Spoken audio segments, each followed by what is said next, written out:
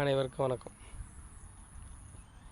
தமிழகத்தில் மிக கொடுமையான ஒரு சர்வாதிகார ஆட்சி நடந்து கொண்டிருக்கிறது என்பதற்கு கரூரே நடந்த துயர சம்பவம் ஒரு எடுத்துக்காட்டு. இனியும் மக்கள் நாங்கள் இந்த கட்சி தான் என்று கூக்குரலிட்டு கொண்டிருந்தீர்கள் என்றால் உங்கள் வருங்கால சங்கதியர்களை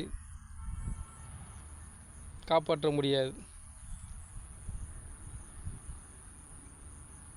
ஒரு குடும்ப அரசியலையும்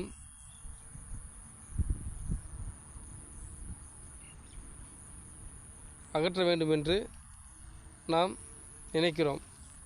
லஞ்ச அரசியல், குடும்ப அரசியல் இவை எல்லாற்றையும் அகற்ற வேண்டும் என்று தளபதி அவர்கள் புதிதாக வந்துள்ளார். அவர் சென்ற இடமெல்லாம் கூட்டம் ஆர்ப்பரிக்கிறது.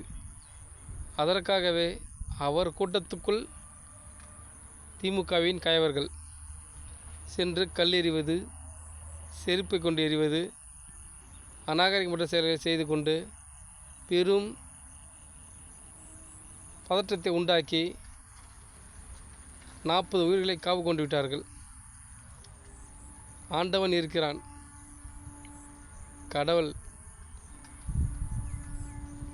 கடவுளும் மக்களும் நினைத்தார்கள் என்றால் குடும்ப அரசியலையை வெளியேற்றி விடுவார்கள்.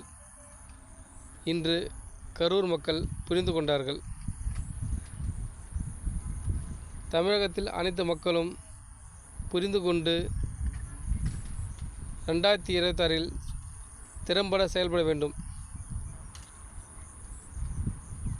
ஒற்றை தலைவன் எதிர்ப்பதற்காக குடும்ப அரசியல் கட்சி சார்ந்த அனைவரும் சால்ரா தட்டி கொண்டிருக்கும் அமைச்சர்களும்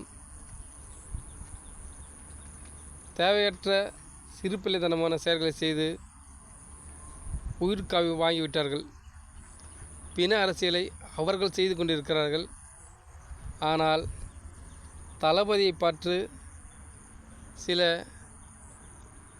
நாக்கு கூசாத சில மனிதர்கள் சொல்லிக் கொண்டிருக்கிறார்கள். தயவுசெய்து உங்களுக்காகவும் தமிழகத்தை மீட்பதற்காகவும்